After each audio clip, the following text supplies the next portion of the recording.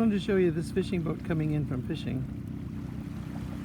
Notice he's heavy at the bow. His net's there because all his coolers are full of fish. He's going in to sell them, so he's hit the jackpot too.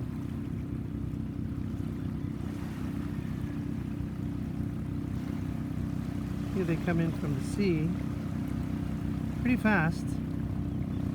It's low tide, so they have to come in by the post where the old river mouth was.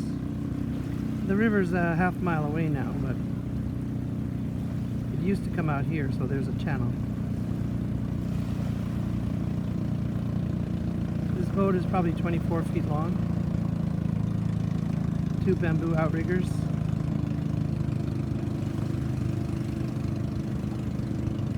This one's going fast. It probably has a 8 to 18 horsepower engine. Maybe it's 18. Now that he's inside the reef, he's going down here to the fish markets.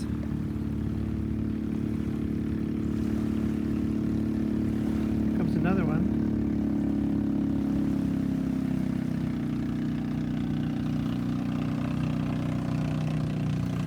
By the way, it's 8 o'clock in the morning right now. They've been out since 3 a.m. The fish only move once a day and once at night. They move 2 hours before sunrise until 2 hours after, and from an hour before sunset to 3 hours after. And if your nets aren't set or your hooks aren't set at then, you won't catch anything the rest of the day or night. Unless you use lighting. And the crewman's in the front here, so it's a little bit heavy in the front. But it doesn't seem like he has a lot of fish, but he might have quite a few. He's going to the sales dock, or sales beach, instead of directly home. The name of this boat is War.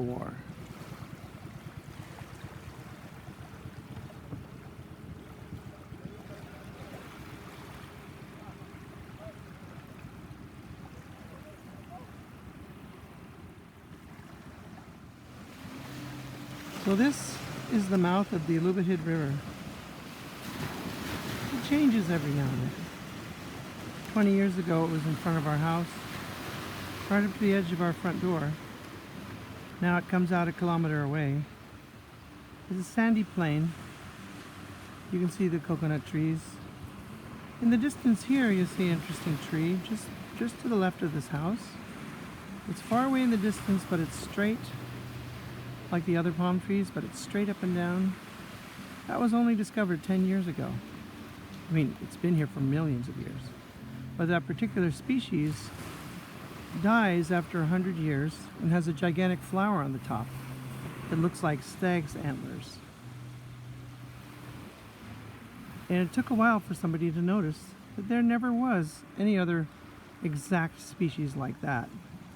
Certainly there are species that are similar. But this particular one was just discovered by scientists.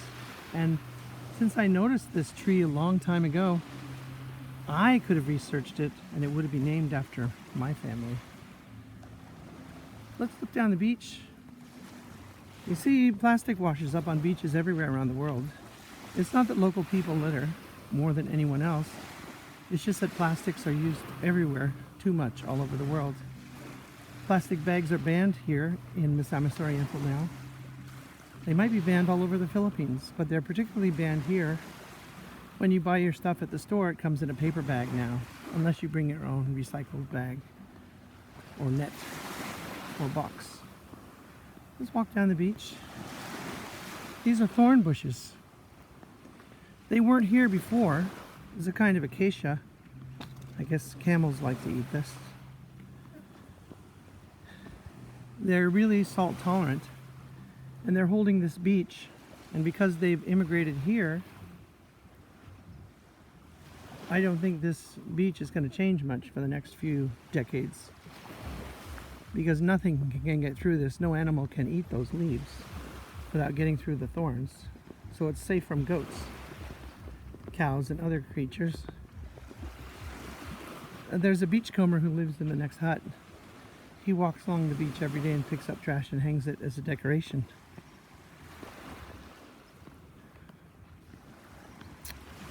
But this plant is doing well. It's well within the tide line.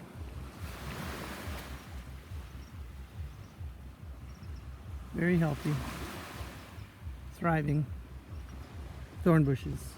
And believe me, I stepped on one a few days ago.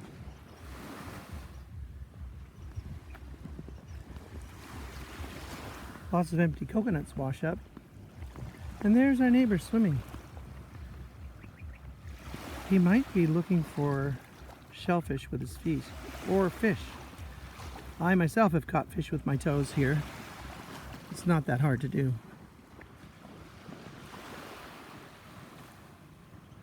Me forever. That's funny. Okay. Here's a stump of hardwood. You can see it's been cut many times with an axe. It just takes a little bit every day to cook your food. You don't have to use a lot. And just wash down the river. And here it is. Coconut tree, acacia bushes, and an old fishing line that he's rigged up as a barrier for his land to show that this is mine.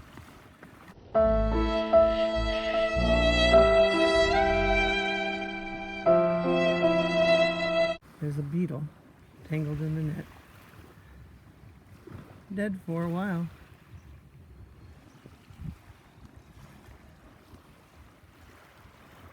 Coming down the beach,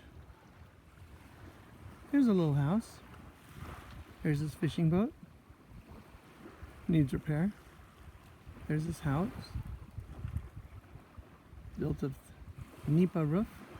Very cool no matter how hot it gets. And very dry no matter how hard it rains. If you don't mind your things getting wet a little. I think they can live here a few months of the year fishing. Then live up on their farm for a few months. Nobody bothers their place. There's no rent to pay. Now here are the fishing boats. They're pretty interesting. I'm going to show you a particular style. Okay, so 20 years ago when I had my first boat built here, this was the style of the prow.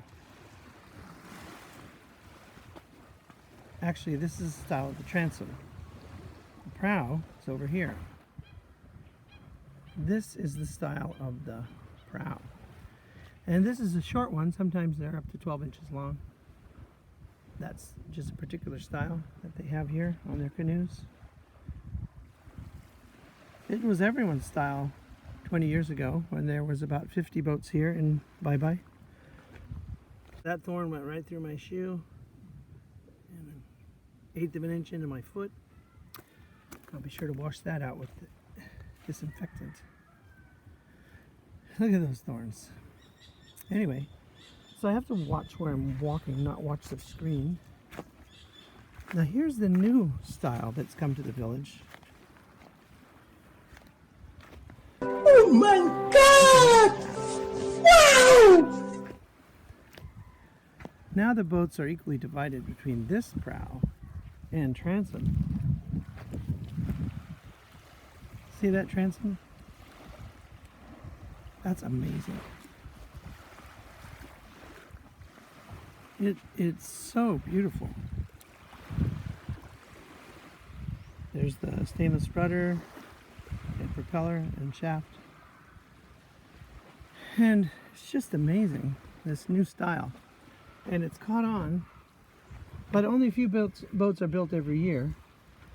So gradually they'll take over. There's another one with the prow. That's my uncle's color. Named after his new kid Van Van. And he used to build the other kind of prow and transom, like this one. There's an old one. Behind it, another new one.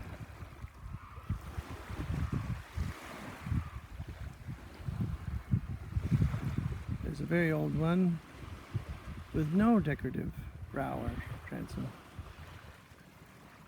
There's another stern post. And here's another bow decorative motif. And there's a very lovely cow. Aww. Good morning, cow.